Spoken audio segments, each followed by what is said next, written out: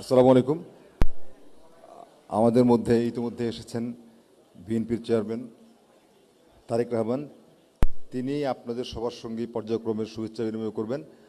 আমি সবাইকে বিনীত অনুরোধ জানাবো, আপনারা যারা যেখানে আছেন সেখানে থাকুন। উনি প্রত্যেকের সঙ্গেই পর্যায়ক্রমে শুভেচ্ছা বিনিময় করবেন।